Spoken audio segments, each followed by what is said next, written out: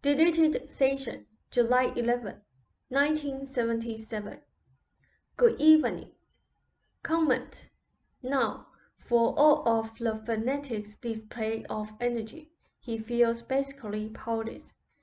To your not-so-silent gallery group in New York, for example, you have the power, which may surprise you in some of your querulous moods, but you have the format. The attention that such people envy and resent. I said before that no man acts out of the desire to be evil, but has always justified to himself his actions precisely by his own good intent. If envy is felt, it is not acknowledged. The religious area in general, from time immemorial, has dealt intensely and sometimes wide-mindedly with the good ideal. That ideal, however, different in one area than in another, was usually self-righteously applied with a vengeance and fanatical zest, so that all things outside it were seen as evil. The more narrow and strict your conceptions of the good become, the larger and the more frequently the powers of evil seem to grow. This applies regardless of the guises that such narrowness might take. In such concepts, any natural goodness or natural intent in man becomes not only invisible psychologically to the fanatic, but man's natural nature appears as a direct threat to the ideal projected by dogma of any kind. Topside, those people see themselves as a tiny group crying in the wilderness, unrecognized, unheeded, prophets to whom no one will listen. To some extent, the murderer in whom they are so interested. Ralph noted some of them. Seth sees himself in the same light. These are pseudo-intellectuals, all, murder included, people with some abilities, however, but pretenders to crowns. They are seeking for a positive cause to rally about, but their beliefs and self-deceptions make this impossible.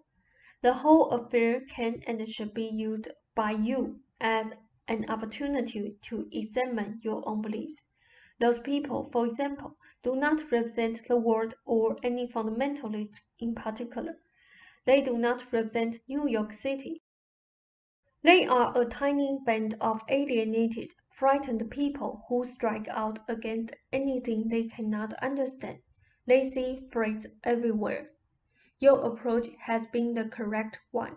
Here is something objective that signifies what Ruber once thought of as the threatening world. Fanatics differ from other people obviously only in degree. They are extreme versions. Those people then can be seen for what they are, regardless of appearances and sometimes. Fanatics do not rule the world. Otherwise there would be none, meaning no world. These are not authority figures putting Ruber down or our work. They are sick people, while you are ahead of your times. Therefore, it is very important that you realize that the world is not against you. It is not out there ready to pounce. The world is composed of individuals. It is therefore unrealistic to expect, say, wholesale criticism, or, for that matter, wholesale praise. It is a give and take world, in those terms. Now, there is an open forum, and within it you make your own reality. No one is going to mistake Ruber for a fanatic, or a psychic nut, or whatever. He can see through this experience how such people behave. He cannot remotely be considered in that framework, except by fanatics, who are already within it. The world is not leaping to listen to those people. In a news-hungry city, they will remain without headlines. Quality is respected more than you realize.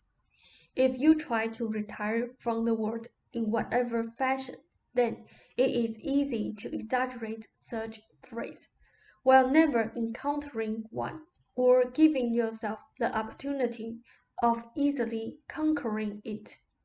The entire question brings out, however, those more important issues of self-righteousness. For in its name, crimes are perpetrated that the self-confessed sinner would never attempt. When ideals are set more or less artificially, greatly devoid from man's nature, he cannot begin to live up to them. Usually these are, for one thing, too narrow and sterile.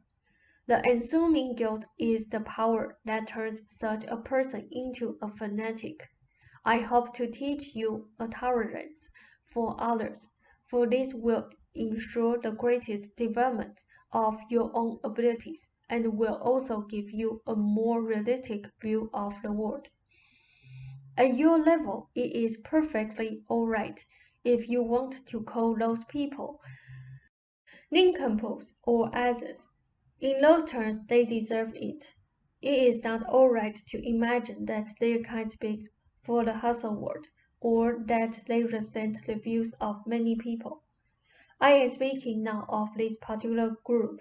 The homosexual episode mentioned the other day does represent a considerable number of people, in one way, for it shows them their own ideas, but exaggerated.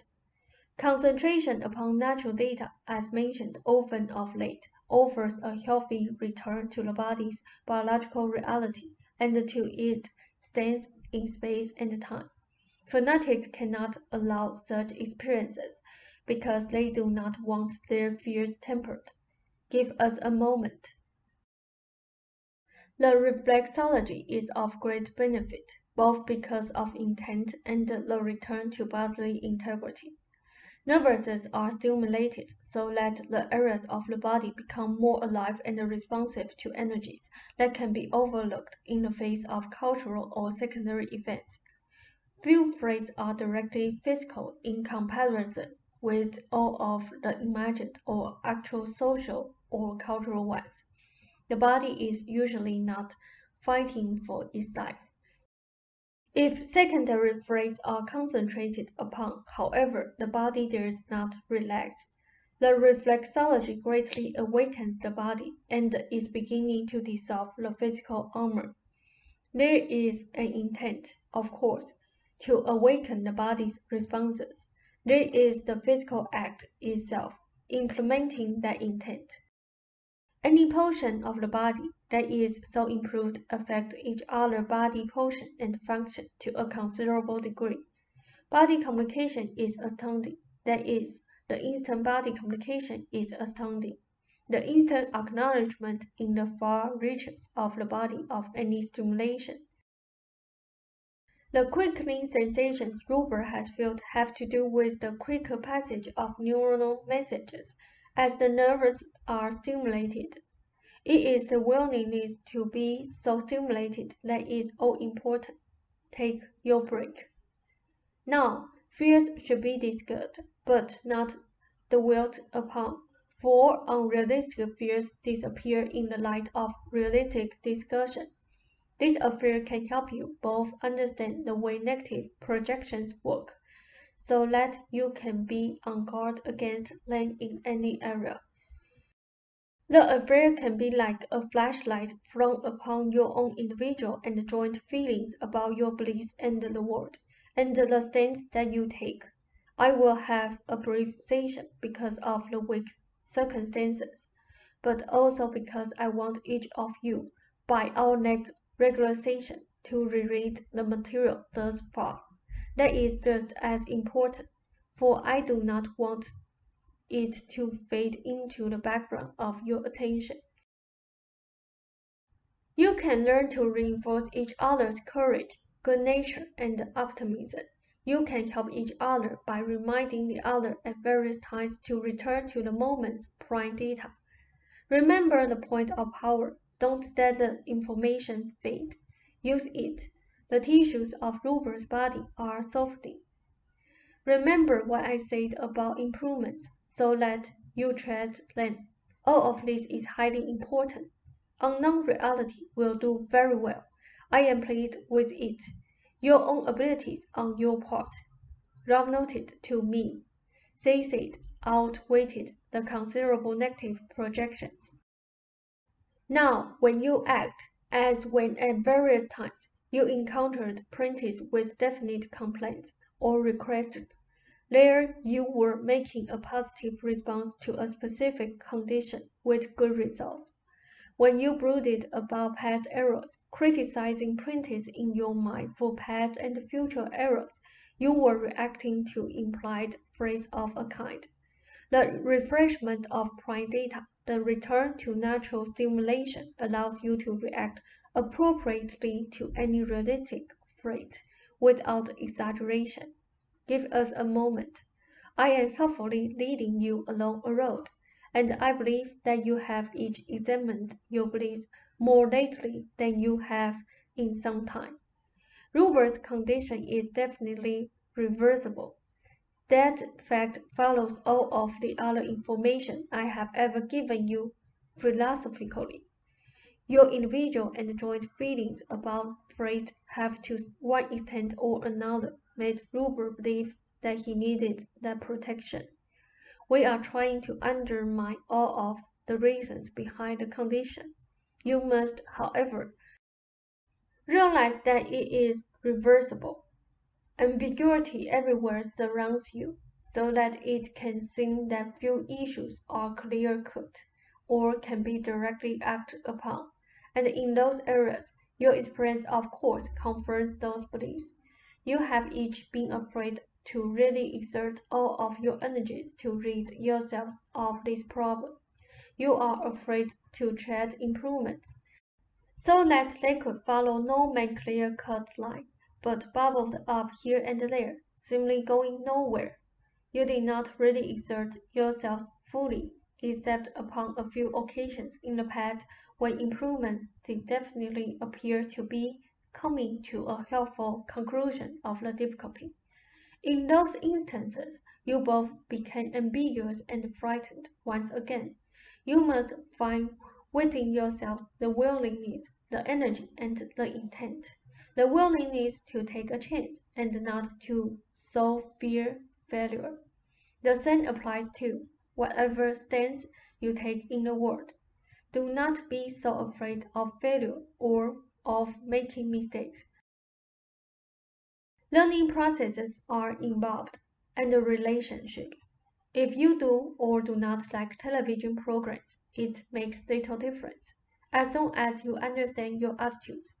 Give us a moment. It will be easier for Ruber to do his walking routine. His symptoms and attitudes may be clear to you. You compare them against so-called normal behavior and attitudes that is beneficial. To some degree, however, you do not see that while you encourage him physically toward activity, you do very little in comparison to what you could do. He tries to be independent in the bath, for example, a healthy attempt. In any case, if you follow the latest sessions, and if you both really exerted your creativity and daring in the area of Rubert's condition, you would literally be quite astonished at the results. The intent would transform your life without any other specific effort, that is, without any extra programs. But each thing that you do would be magnified in its beneficial results. Now I bid you a fond good evening, and when I get you set, we will go on to our book and any other philosophical material you are interested in. End of session. That's it. Thank you, Seth.